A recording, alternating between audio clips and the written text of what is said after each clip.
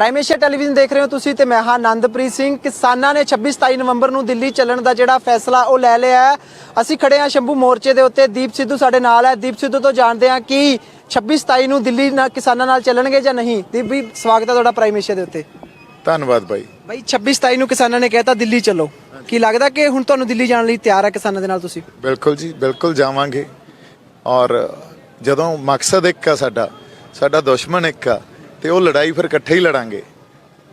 ਕਿਹਾ ਜਾ ਰਿਹਾ ਕਿਸਾਨ ਕਹਿੰਦੇ ਸੀ ਸ਼ੰਭੂ ਬਾਰਡਰ ਵੱਲ ਨੂੰ ਆਵਾਂਗੇ। ਜਦੋਂ ਕਿਸਾਨ ਇੱਥੇ ਆਣਗੇ ਵੱਡੀ ਗਿਣਤੀ ਦੇ ਵਿੱਚ, ਕਿਹੋ ਜਿਹਾ ਪ੍ਰਬੰਧ ਹੋਏਗਾ ਤੁਹਾਡੇ ਵੱਲੋਂ? ਪ੍ਰਬੰਧ ਜੀ, ਉਹਨਾਂ ਦੇ ਖਾਣ ਪੀਣ ਨੂੰ ਲੰਗਰ ਰੱਖ ਲਾਂਗੇ ਤੇ ਉਹਨਾਂ ਨੇ ਜੇ ਕਿਸੇ ਨੇ ਹੋਰ ਇੱਥੇ ਆ ਕੇ ਬੈਠ ਕੇ ਕੋਈ ਗੱਲਾਂ ਕਰਨੀਆਂ ਉਹ ਕਰਨਗੇ, ਪਰ ਉਹਦੇ ਜਾਣਾ ਤਾਂ ਦਿੱਲੀ ਨੂੰ ਆ ਸਾਰਿਆਂ ਨੇ। ਸੋ ਪ੍ਰਬੰਧ ਇਹੀ ਆ ਵੀ ਸੰਗਤ ਜਦੋਂ ਆਊਗੀ ਪੰਜਾਬ ਦੀ, ਉਹ ਤਾਂ ਸਾਰੇ ਆਪਦੇ ਹੀ ਆ ਨਾ, ਫਿਰ ਇੱਥੇ ਜਿਹੜਾ ਗੁਰੂ ਕਾ ਲੰਗਰ ਆ ਉਹ ਤਾਂ ਫਿਰ ਵਰਤੂਗਾ। ਤੁਸੀਂ ਹਰਿਆਣਾ ਦੇ ਕਿਸਾਨਾਂ, ਦਿੱਲੀ ਦੇ ਕਿਸਾਨਾਂ ਦੇ ਨਾਲ ਪੂਰੀ ਤਰ੍ਹਾਂ ਟੱਚ ਦੇ ਵਿੱਚੋਂ, ਉਹਨਾਂ ਵੱਲੋਂ ਕਿਹੋ ਜਿਹਾ ਸਹਿਯੋਗ ਹੈ? ਕਿਉਂਕਿ ਹੋ ਸਕਦਾ ਕਿ ਬਾਰਡਰ ਦੇ ਉੱਤੇ ਰੋਕਿਆ ਜਾਵੇ, ਜੇ ਰੋਕਿਆ ਜਾਂਦਾ ਤਾਂ ਕਿਹੋ ਜਿਹੀ ਰਣਨੀਤੀ ਹੋਣੀ ਚਾਹੀਦੀ ਹੈ ਤੁਹਾਡੇ ਵੱਲੋਂ? ਦੇਖੋ, ਪਹਿਲੀ ਗੱਲ ਤਾਂ ਅਸੀਂ ਦਿੱਲੀ ਦਾ ਘਿਰਾਓ ਕਰਨਾ। ਜੇ ਰੋਕਿਆ ਜਾਂਦਾ ਤਾਂ ਇਸ ਖਿੱਤੇ ਦੀ ਜਿਹੜੀ ਜੀਓਪੋਲਿਟਿਕਸ ਬਦਲ ਜਾਣੀ ਆ, ਮੈਂ ਤੁਹਾਨੂੰ ਇਹ ਗੱਲ ਦੱਸਦਾ। ਸੋ ਬੜੀ ਵੱਡੀ ਜ਼ਿੰਮੇਵਾਰੀ ਲਈ ਫਿਰਦੇ ਹਾਂ ਅਸੀਂ, ਔਰ 26-27 ਬਹੁਤ ਅਹਿਮੀਅਤ ਰੱਖਦੀ ਆ ਇਸ ਸੰਘਰਸ਼ ਨੂੰ ਅਗਲੀ ਸੇਧ ਤੇ ਦਿਸ਼ਾ ਦੇਣ ਵਾਸਤੇ। ਸੋ ਇਸ ਖਿੱਤੇ ਦੀ, ਜਦੋਂ ਮੈਂ ਕਹਿੰਦਾ ਇਕੱਲਾ ਪੰਜਾਬ ਨਹੀਂ ਆ, ਉਹਦੇ 'ਚ ਪੂਰੇ ਖਿੱਤੇ ਦੀ ਜੀਓਪੋਲਿਟਿਕਸ ਬਦਲ ਜਾਣੀ ਆ ਜੇ ਰੋਕਿਆ ਗਿਆ ਤਾਂ।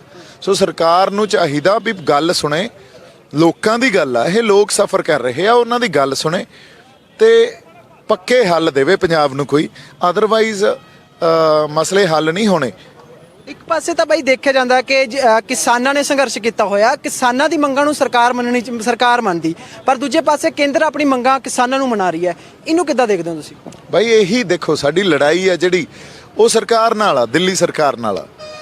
ਹੁਣ ਉਹ ਆਪਦਾ ਪ੍ਰੈਸ਼ਰ ਬਿਲਡ ਕਰਨਗੇ, ਅਸੀਂ ਆਪਦਾ ਪ੍ਰੈਸ਼ਰ ਬਿਲਡ ਕਰਨਾ ਹੁੰਦਾ। ਇਹਦੇ 'ਚ ਹੂ ਬਲਿੰਕਸ ਫਰਸਟ ਹੈ ਨਾ। ਇਹ ਸੰਘਰਸ਼ ਤਾਂ ਇਹੀ ਹੈ ਨਾ ਵੀ ਕਿਹਨੇ ਪਹਿਲਾਂ ਉਹ ਪ੍ਰੈਸ਼ਰ ਮੰਨ ਕੇ ਤੇ ਉਹਨੂੰ ਝੁਕਣਾ ਹੁੰਦਾ।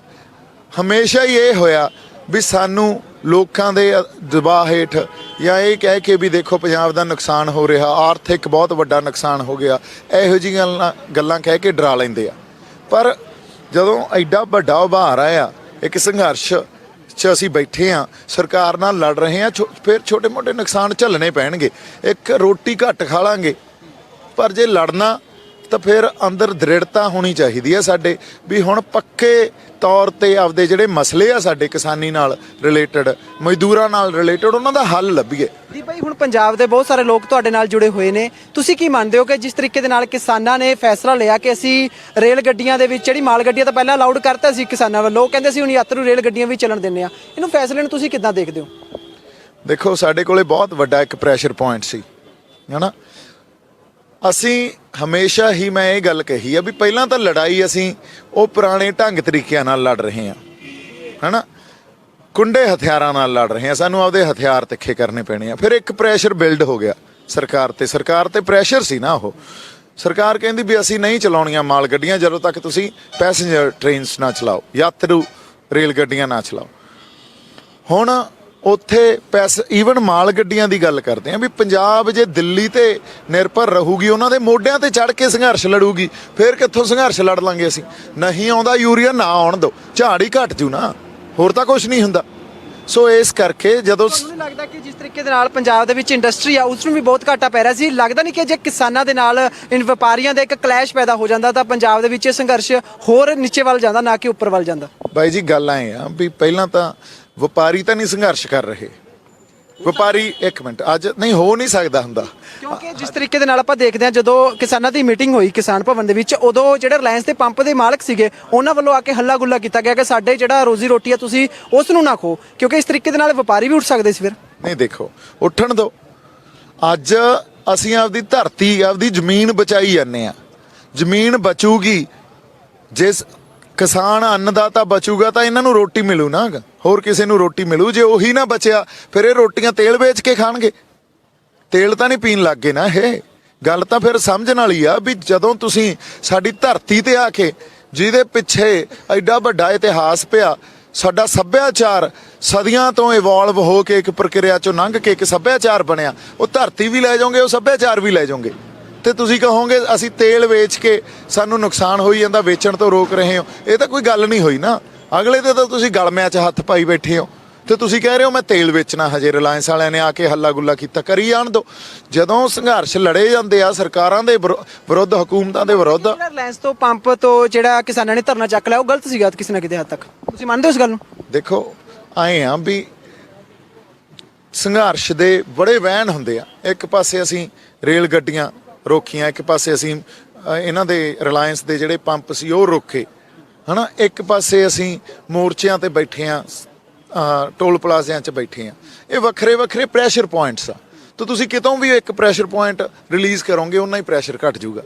ਸੋ ਇਹ ਪ੍ਰੈਸ਼ਰ ਪੁਆਇੰਟਸ ਹੀ ਕ੍ਰੀਏਟ ਕਰ ਰਹੇ ਆ ਨਾ। ਅੱਜ ਉਹ ਸੋਚ ਤੋਂ ਹੀ ਡਰੀ ਜਾਂਦੇ ਆ ਵੀ ਪੰਜਾਬ ਦੀ ਖੁਦ ਮੁਖਤਿਆਰ ਸੋਚ ਨਾ ਪੈਦਾ ਹੋ ਜੇ ਕਿਤੇ। ਇਹਨਾਂ ਨੂੰ ਅਸੀਂ ਆਪਦੇ ਅੰਦਰ ਹੀ ਰੱਖੀਏ, ਆਪਦੀ ਡੋਮੀਨੇਸ਼ਨ 'ਚ, ਆਪਦੀ ਗਲਬੇ 'ਚ ਰੱਖੀਏ। ਸੋ ਇਸ ਗੱਲ ਤੋਂ ਡਰੀ ਜਾਂਦੇ ਆ। ਹੁਣ ਉਹਦੇ ਥਰੂ ਅਸੀਂ ਜਿੱਥੇ ਜਿੱਥੇ ਪ੍ਰੈਸ਼ਰ ਬਿਲਡ ਕੀਤਾ ਹੋਇਆ ਉਹਨੂੰ ਜਿੰਨਾ ਰਿਲੀਜ਼ ਕਰ ਦਾਂਗੇ ਉਹਨਾਂ ਤੇ ਪ੍ਰੈਸ਼ਰ ਘਟਦਾ ਜਾਊਗਾ। ਸੋ ਗਲਤ ਠੀਕ ਤਾਂ ਇਹੀ ਹੈ ਨਾ। ਹੁਣ ਤੁਸੀਂ ਦੇਖ ਲਓ ਜੇ ਆ ਟ੍ਰੇਨਾਂ ਖੁੱਲੀਆਂ, ਬਹੁਤ ਵੱਡਾ ਪ੍ਰੈਸ਼ਰ ਰਿਲੀਜ਼ ਹੋ ਗਿਆ ਇੱਕ। ਕੱਲ ਤੁਸੀਂ ਇੱਕ ਨਿੱਜੀ ਚੈਨਲ ਤੇ ਉੱਤੇ ਬੈਠੇ ਸੀ, ਅਨਮੋਲ ਗਗਨਮਾਨ ਤੁਹਾਡੇ ਨਾਲ ਸੀਗੇ। ਉਹ ਕਹਿ ਰਹੇ ਸੀਗੇ ਅਸੀਂ ਪੰਜਾਬ ਤੋਂ ਆਮ ਆਦਮੀ ਪਾਰਟੀ ਵਾਲੇ ਕਿਸਾਨਾਂ ਨਾਲ ਚੱਲਣ ਲਈ ਤਿਆਰ ਹਾਂ, ਪਰ ਕੇਜਰੀਵਾਲ ਸਾਹਿਬ ਦਾ ਕੋਈ ਇਹੋ ਜਿਹਾ ਬਿਆਨ ਨਹੀਂ ਆਇਆ ਕਿ ਤੁਸੀਂ ਦਿੱਲੀ ਆ ਜਾਓ, ਮੈਂ ਕਿਸਾਨਾਂ ਦੇ ਨਾਲ ਬੈਠੂੰਗਾ ਧਰਨੇ ਦੇ ਉੱਤੇ। ਤੁਸੀਂ ਕਿੱਦਾਂ ਦੇਖਦੇ ਹੋ ਕਿਉਂਕਿ ਇਹੋ ਜਿਹਾ ਕੋਈ ਬਿਆਨ ਨਾ ਆਉਣਾ ਪਹਿਲਾਂ ਕਿ ਹਾਲਾਂਕਿ ਮਹੀਨਾ ਡੇਢ ਮਹੀਨਾ ਪਹਿਲਾਂ ਉਹਨਾਂ ਨੇ ਜੰਤਰ ਮੰਤਰ ਦੇ ਉੱਤੇ ਧਰਨਾ ਵੀ ਦਿੱਤਾ ਸੀ ਕਿਸਾਨਾਂ ਦੇ ਇਹਨਾਂ ਬਿੱਲਾਂ ਦੇ ਹੱਕ ਦੇ ਵਿੱਚ, ਨਹੀਂ ਕਿਸਾਨੀ ਦੇ ਬਿੱਲਾਂ ਦੇ ਖਿਲਾਫ, ਸੌਰੀ। ਉਹ ਕਹਿੰਦੇ ਸੀ ਵੀ ਕਿਸਾਨੀ ਬਿੱਲ ਰੱਦ ਹੋਣੇ ਚਾਹੀਦੇ। ਤੁਹਾਨੂੰ ਨਹੀਂ ਲੱਗਦਾ ਕਿ ਇਸ ਵੇਲੇ ਕੋਈ ਸਟੇਟਮੈਂਟ ਦੀ ਜ਼ਰੂਰਤ ਸੀ ਜਾਂ ਉਹਨਾਂ ਨੂੰ ਕਿਸਾਨਾਂ ਦੇ ਨਾਲ ਖੜਨ ਦੀ ਜ਼ਰੂਰਤ ਸੀ? ਜੇ ਅਸੀਂ ਹਜੇ ਵੀ ਇਹਨਾਂ ਧਿਰਾਂ ਤੇ ਕੋਈ ਵੀ ਪੋਲੀਟੀਕਲ ਕਲਾਸ ਉਹਨਾਂ ਤੇ ਹਜੇ ਵੀ ਡਿਪੈਂਡੈਂਸੀ ਰੱਖਾਂਗੇ, ਉਹ ਤਾਂ ਸਾਰੇ ਡਿਸਕ੍ਰੈਡਿਟ ਹੋ ਗਏ ਆ ਨਾ। ਇੱਕ ਸੇਫ ਪੈਸੇਜ ਲੈ ਕੇ ਉੱਥੋਂ ਨਿਕਲ ਗਏ ਆ। ਤੁਸੀਂ ਦੇਖੋ ਕਹਿਣ ਨੂੰ ਕਹਿ ਜਾਂਦੇ ਆ ਵੀ ਅਸੀਂ ਨਾਲ ਆ, ਆਪਦੀਆਂ ਰੈਲੀਆਂ ਅੱਡ, ਆਪਦੇ ਧਰਨੇ ਅੱਡ, ਆਪਦੇ ਮੋਰਚੇ ਅੱਡ। ਜੇ ਤੁਸੀਂ ਸੰਘਰਸ਼ੀ ਬੰਦਿਆਂ ਦੇ ਨਾਲ ਹੋ ਤਾਂ ਆ ਕੇ ਬੈਠੋ ਸਾਡੇ ਨਾਲ, ਫਿਰ ਦਿਖਾਓ ਵੀ ਅਸੀਂ ਸੰਘਰਸ਼ ਦੇ ਵਿੱਚ ਆ, ਤੁਹਾਡੇ ਐਕਟਿਵ ਪਾਰਟਿਸਿਪੇਸ਼ਨ ਆ ਸਾਡੀ। ਪਰ ਨਹੀਂ ਆ ਰਹੇ ਤੇ ਹਜੇ ਵੀ ਉਹਨਾਂ ਤੇ ਆਪਾਂ ਜੇ ਧੀਜੀ ਜਾਈਏ ਫਿਰ ਤਾਂ ਸਾਡੀ ਗਲਤੀ ਹੈ ਨਾ ਬਾਈ। ਸੋ ਕੀ ਕਹਿਣਾ ਚਾਹੋਗੇ? 26-27 ਨੂੰ ਦਿੱਲੀ ਜਾਣਾ, ਤੁਸੀਂ ਪੰਜਾਬ ਦੇ ਨੌਜਵਾਨ ਤੁਹਾਡੇ ਨਾਲ ਨੇ, ਤੁਹਾਨੂੰ ਸੁਣਦੇ ਨੇ, ਤੁਹਾਨੂੰ ਫੋਲੋ ਕਰਦੇ ਨੇ। ਕੀ ਕਹਿਣਾ ਚਾਹੋਗੇ ਕਿਸ ਤਰੀਕੇ ਦੇ ਨਾਲ ਨੌਜਵਾਨਾਂ ਨੂੰ ਦਿੱਲੀ ਜਾਣ ਲਈ ਜਾਣਾ ਚਾਹੀਦਾ ਜਾਂ ਕਿਸ ਤਰੀਕੇ ਦਾ ਸ਼ਾਂਤਮਈ ਪ੍ਰਦਰਸ਼ਨ ਦਿੱਲੀ ਵੀ ਕਰਨਾ ਚਾਹੀਦਾ? ਸਾਨੂੰ ਦਿੱਲੀ ਘੇਰਨੀ ਚਾਹੀਦੀ ਹੈ ਜਾ ਕੇ। ਜਦੋਂ ਤੱਕ ਦਿੱਲੀ ਸਾਡੇ ਮਸਲਿਆਂ ਦਾ ਹੱਲ ਨਹੀਂ ਦਿੰਦੀ ਉਦੋਂ ਤੱਕ ਦਿੱਲੀ ਦਾ ਘੇਰਾਬੰਦੀ, ਕਿਉਂਕਿ ਕਿਸਾਨ ਆਗੂ ਉਹਨਾਂ ਨੇ ਬੜਕ ਮਾਰੀ ਸੀ, ਬੜੀ ਵਧੀਆ ਗੱਲ ਕੀਤੀ ਸੀ ਵੀ ਅਸੀਂ ਤਾਂ ਰਾਸ਼ਨ ਪਾਣੀ ਕੱਪੜੇ ਲੀੜੇ ਨਾਲ ਲੈ ਕੇ ਤੁਰਾਂਗੇ। ਤੇ ਇਸ ਤੋਂ ਬਾਅਦ ਜੇ ਦਿੱਲੀ ਨੇ ਨਾ ਸਾਨੂੰ ਵੜਨ ਦਿੱਤਾ ਤਾਂ ਅਸੀਂ ਪੰਜਾਬ ਨੂੰ ਬੰਦ ਕਰ ਦਾਂਗੇ, ਦਿੱਲੀ ਵਾਲਿਆਂ ਨੂੰ ਨਹੀਂ ਵੜਨ ਦੇਣਾ ਫਿਰ। ਸੋ ਗੱਲ ਇੱਥੇ ਟਿਕੀ ਹੋਣੀ ਚਾਹੀਦੀ ਹੈ। ਇਹਨਾਂ ਨੂੰ ਪਤਾ ਲੱਗੇ ਵੀ ਇਹ ਜਿਵੇਂ ਸਾਡੇ ਨਾਲ ਹੁਣ ਤੱਕ ਖੇਡੀ ਗਏ ਸਾਜ਼ਿਸ਼ਾਂ ਦੇ ਥਰੂ, ਉਹ ਹੁਣ ਨਹੀਂ ਚੱਲਣੀ। ਠੀਕ ਹੈ ਜੀ। ਸੋ ਇਹ ਸਨ ਦੀਪ ਸਿੱਧੂ, ਜਿਨ੍ਹਾਂ ਦਾ ਕਹਿਣਾ ਹੈ ਕਿ ਕਿਸਾਨਾਂ ਨੂੰ, ਕਿਸਾਨ ਜਥੇਬੰਦੀਆਂ ਨੂੰ ਦਿੱਲੀ ਜਾਣਾ ਚਾਹੀਦਾ। ਜਿਸ ਤਰੀਕੇ ਦੇ ਨਾਲ ਕਿਸਾਨ ਜਥੇਬੰਦੀਆਂ ਨੇ ਕੇਂਦਰ ਸਰਕਾਰ ਦੇ ਉੱਤੇ ਬੜਕ ਮਾਰੀ ਸੀ ਕਿ ਸਾਨੂੰ ਦਿੱਲੀ ਜਾਣਾ ਚਾਹੀਦਾ, ਤੇ ਦੀਪ ਸਿੱਧੂ ਵੀ ਕਿਸਾਨਾਂ ਦੇ ਨਾਲ ਜਾਣਗੇ। ਤੇ ਬਹੁਤ ਸਾਰੇ ਤਰੀਕੇ ਦੇ ਨਾਲ ਦੀਪ ਸਿੱਧੂ ਦਾ ਕਹਿਣਾ ਕਿ ਵੱਖਰੇ ਵੱਖਰੇ ਮੋਰਚਿਆਂ ਦੇ ਉੱਤੋਂ ਪੰਜਾਬ ਦੀ ਇਸ ਕਿਸਾਨੀ ਦਾ ਸੰਘਰਸ਼ ਲੜਿਆ ਜਾ ਰਿਹਾ ਤੇ ਵੱਖਰੇ ਵੱਖਰੇ ਪ੍ਰੈਸ਼ਰ ਪੁਆਇੰਟਾਂ ਦੇ ਉੱਤੋਂ ਪੰਜਾਬ ਦੀ ਜਿਹੜੇ ਇਹਨਾਂ ਖੇਤੀ ਕਾਨੂੰਨਾਂ ਦਾ ਵਿਰੋਧ ਕਰ ਰਿਹਾ ਤੇ ਉਸ ਦੇ ਕਾਨੂੰਨਾਂ ਦੇ ਵਿਰੋਧ ਨੂੰ ਵੱਖਰੇ ਵੱਖਰੇ ਤਰੀਕਿਆਂ ਦੇ ਨਾਲ ਹੀ ਸਰਕਾਰ ਦੇ ਉੱਤੇ ਵਿਰੋਧ ਬਣਾਇਆ ਜਾ ਸਕਦਾ। ਸੋ ਇਹ ਸਨ ਦੀਪ ਸਿੱਧੂ। ਕੈਮਰਾਮੈਨ ਦੀਪਕ ਦੇ ਨਾਲ ਮੈਨੂੰ ਅਨੰਦਪ੍ਰੀਤ ਨੂੰ ਦਿਓ ਇਜਾਜ਼ਤ। ਵੇਖਦੇ ਰਹੋ ਪ੍ਰਾਈਮ ਏਸ਼ੀਆ ਟੀਵੀ, ਤੁਹਾਡਾ ਆਪਣਾ, ਤੁਹਾਡੇ ਲਈ। ਸਤਿ ਸ਼੍ਰੀ ਅਕਾਲ।